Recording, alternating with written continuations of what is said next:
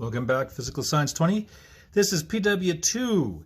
Examine, using physical materials, ray diagrams, and mathematical equations, how waves reflect from a variety of barriers. So PW1 dealt with just waves in general, properties, the speed of, and different types of media. Now we're looking specifically at reflection. So PW2.1, waves at boundaries and standing waves. That's what this video will deal with. PW2.2, reflection of water waves. PW2.3, reflection of sound waves and applications. 2.4, we'll look at plane mirror reflection. And then lastly, 2.5, we'll look at curved mirror reflection. So 2.1, just looking at wave boundaries, standing waves, etc. We'll look at how waves are transmitted and reflected at boundaries between mediums, and describe how standing waves are formed. So when a wave encounters the boundary of the medium in which it is traveling, it often reflects back into the medium it came from. In other instances, some or all of the wave passes through the boundary into the other medium, often changing direction at that boundary. In addition, many properties of wave behavior result from the fact that two or more waves can exist in the same medium at the same time, unlike particles. So we looked at that with interference. Constructive interference, meaning crests and crests, or troughs and troughs meeting up and then moving on as if nothing happened. Or destructive interference, which we have crests meeting trough. Here we're looking at waves at boundaries. Earlier it was seen that the speed of a wave depends upon the properties of the medium in which it's passing through. So no matter if you had a slinky, no matter how hard you flick it, it's going to go there and back to the opposite end and back the same speed, no matter how big the amplitude is or how big the frequency is. So with a slinky spring, for example, if you adjust the tension, making it tighter, the wave goes faster. So we have that. For water waves, it's the depth of the water that would change the speed, because that is changing the medium. If you look at sound waves passing through air, to change the medium of air, it's the temperature that tells us how fast the particles and air are moving. For waves in the spring, the speed depends upon the tension, as I mentioned. Examine what happens when a wave moves across a boundary from one medium to another, as two springs of different thickness joined end to end, as you see here. Figure A below shows a wave pulse traveling from a heavier spring to a lighter spring. The wave that strikes the boundary is called the incident wave. So this is the boundary right here, the connection between one medium and another. The wave that's incident to there, or coming in, is the incident wave. Once the pulse reaches the boundary between the two springs, one pulse from the larger spring continues on, but at the specific speed that is made for this smaller spring. Okay, and as we'll see on the next page, it remains upward. So incident hits here, and it stays upward when it's in that other spring.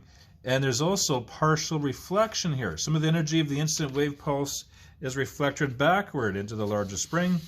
This returning wave is called the reflected wave. So we have the incident wave and the reflected waves. Whether or not the reflected wave is upright, as in here, or whether it's on the bottom, is determined by the characteristic of the two springs. So here, going into a lighter spring, it just reflects back upon itself in the same way. If the waves in the smaller spring have a smaller speed, if the waves in the smaller spring have a smaller speed because the spring is lighter, then the reflected wave is on the same size as it came in with. If the waves in the smaller spring have a higher speed because the spring is heavier or stiffer, then the reflected wave will be inverted, opposite side. And if we hit a boundary that is rigid, such as a brick wall, we get nothing transmitted into the brick wall, and the reflected part, as you can see, is upside down. So the heavier the object, the heavier the boundary, the greater the chances that it's reflected inverted. So a rigid wall, you can see it comes in on the upward side, it's reflected back on the downward side. If it came in on the downward side, it'd be reflected back on the upward side. The wall is the boundary of the new medium through which the wave attempts to pass. Instead of passing through, the pulse is reflected from the wall with almost exactly the same amplitude. Thus, most of the wave energy is reflected back. Very little is lost.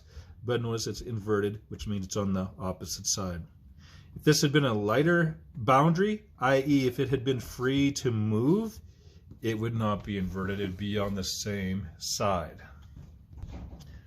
All right, that brings us to standing waves now. You can apply the concept of superimposed waves to the control of the formation of large amplitude waves. If you attach one end of a rope or coiled spring to a fixed point, such as a doorknob, so if it was, we know that if it was attached to something, let's say it's hard, and then after it hits it, it would be reflected opposite side, like that. When it reaches your hand, the reflected wave is inverted and travels back down the rope. Thus, when the wave leaves your hand, the second time its displacement is in the same direction as it is when it left your hand the first time.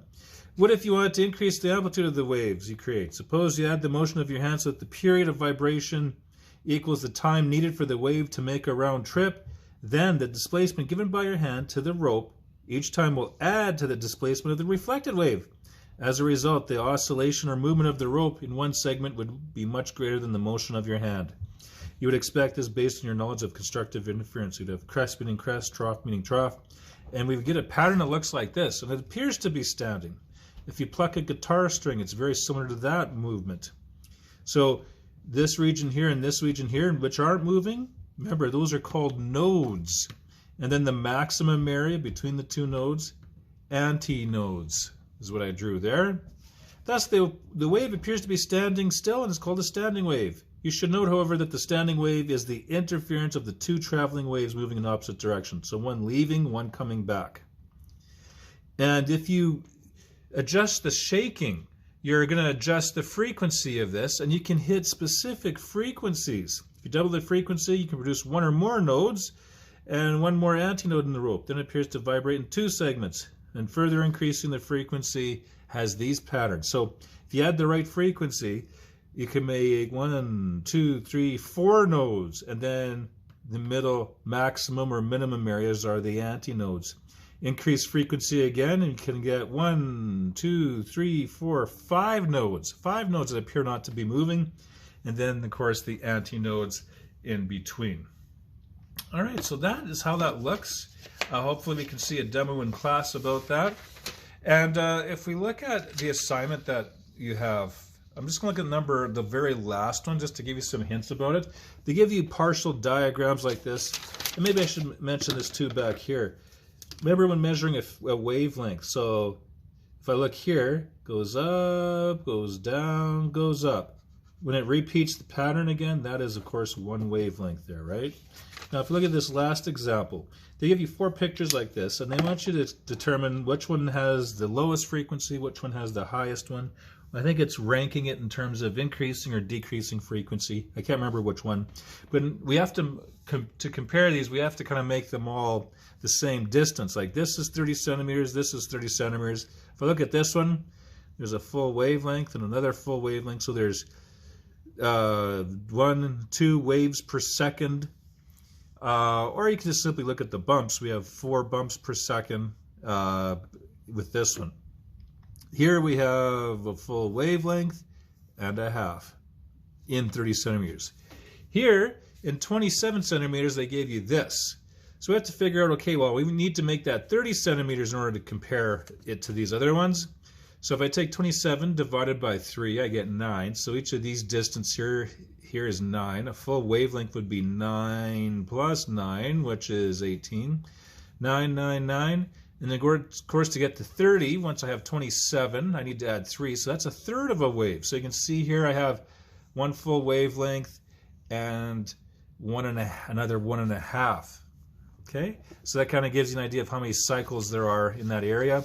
And then the last one here, you're given this, I believe, 4 loops equaling 24. 24 divided by 6, or sorry, 24 divided by 4 is 6. This must be 6. And then to get from, let's see, 6 times 4 is 24. To get to 30, add 6 more. So you can see here, 30 centimeters is represented by 1, 2, 3, 4, 5. 5 bumps, or which is really 1 full wavelength, another full wavelength, and a half a wavelength. So 2.5. So you should be able to compare them. when you're looking at the distance of 30 for all of them and arrange them in terms of frequency. All right, should be able to do the assignment with that too. We'll see you again.